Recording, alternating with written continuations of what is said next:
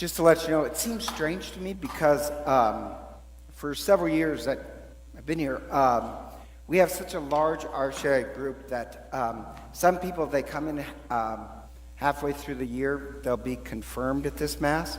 But this year we don't have anybody. So it just seems strange to celebrate the Immaculate Conception, nobody to confirm. But with the Immaculate Conception, there's this image I like from St. Teresa of Avila, where she says, if you fell into a pit and somebody reached out and pulled you out, you needed a savior. But if you're about to fall into the pit and somebody grabbed you before you fell, you still needed a savior. And you kind of think, well, what does that have to do with the Immaculate Conception? Because Teresa was talking about the Immaculate Conception. Well, one more example, this is mine, well, a common one. If you were sick and a doctor had the cure, he could give you medicine. Or when you're a child, he could just give you a vaccination so you would never catch the sickness. That, once again, is kind of the same analogy. That's like the Immaculate Conception. And at this point, you're saying, what the heck is he saying? The Immaculate Conception, it celebrates Mary in the womb, where Mary received the grace of Christ in the womb. And you could say, well, what do you mean? Mary's in the womb and she receives the grace of Christ? Yes, because Christ is God. He can work outside of time as well. And so, really, the Immaculate Conception is that Mary, this is my phrasing, was baptized in the womb. And I love this image because I love our theology that really, even in the womb, a child can be touched by the grace of Christ. And just before I came to Mass, I was talking to somebody who, there's a woman whose child they thought was in distress. And as soon as she said that, I thought, oh, I know it's bizarre. I like to pray for pregnant women. It's weird, but I do. And I used to have this great Irish prayer that I lost over pregnant women. But I like it because I think, yes, like Mary, yeah, God can even touch a child in the womb. And Mary, in the Immaculate Conception, she was preserved from original sin right in the womb. And so that is the Immaculate Conception. And the early Christians, they would have got this.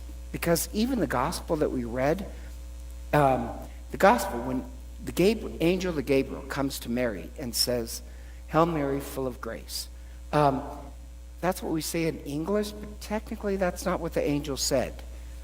It's Hail Mary, and in the Greek it was she who was graced and is graced. And the is that they use is a permanent is. It means always is graced. So even the early Christians had to think, what did they mean when the angel said, who was graced? Now, what it means for us is the Immaculate Conception. That's the conclusion they came to. But it's kind of obvious when the angel says that. Or another example, the Ark of the Covenant. The Ark of the Covenant, you know the Ark of the Covenant was, and you should know that by watching Raiders of the Lost Ark. No, that's where I got most of my theology. Okay, so in the Raiders of the Lost Ark, the Ark of the Covenant, it was lost. And the Ark of the Covenant, it was the tabernacle, and in the tabernacle, the most important thing in the tabernacle was what? The bread of life. Now, they also put in it the remains of the Ten Commandments and the staff of Aaron. But the bread of life, they believed came from heaven. And the Jews believed the bread of life existed before creation and was holy. So, God, when he says build the ark is made out of the purest gold. Because you're holding something that was so holy, it pre-exists humanity. So, it has the purest gold. Well, the ark was lost. The prophet Jeremiah hid it. And the prophecy is that when the Christ comes, the ark will appear again. So Christ came, where was the ark? And if you notice the Gospel of Luke, everything that happens to Mary is also what happened to the ark. I'll skip that lecture. Trust me, it's all there. And if you read the book of Revelation, it says the ark of the covenant is in heaven. And then it mentions a woman clothed with the stars and the moon under her feet. It's Mary. Mary is the ark that carried the bread of life, Christ. That's where the ark returned. So the early Christians got it. And if it's made out of purest gold, Christ has to be born of somebody free from original sin. So it's Mary. Or, sounds strange, why did we read the book of Genesis and the first reading? Think about this. Who was the first person ever free from original sin? Okay, you got to go to communion first if you get the answer. Oh, great. Whoever said that? Adam and Eve. Think about it. They were the first. But then they fell into creation is broken. And if Christ is the new Adam, then Mary is the new Eve. She is free from original sin.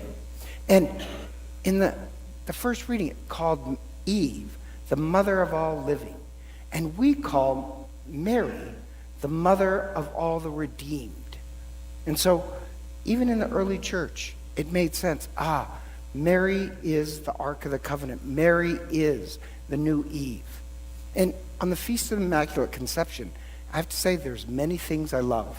I love the fact that, even in the womb, a child can be touched by the grace of God.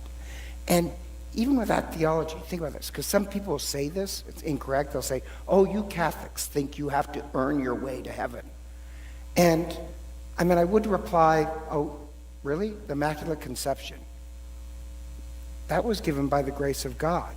Mary's great gift is that she participated with that grace. The image of the Immaculate Conception is somebody not who is graced, but at all times responds to the grace of God. All of us, we're hoping to work back to that image of the Immaculate Conception. In case you didn't know, this is one of my favorite chasubles given to me.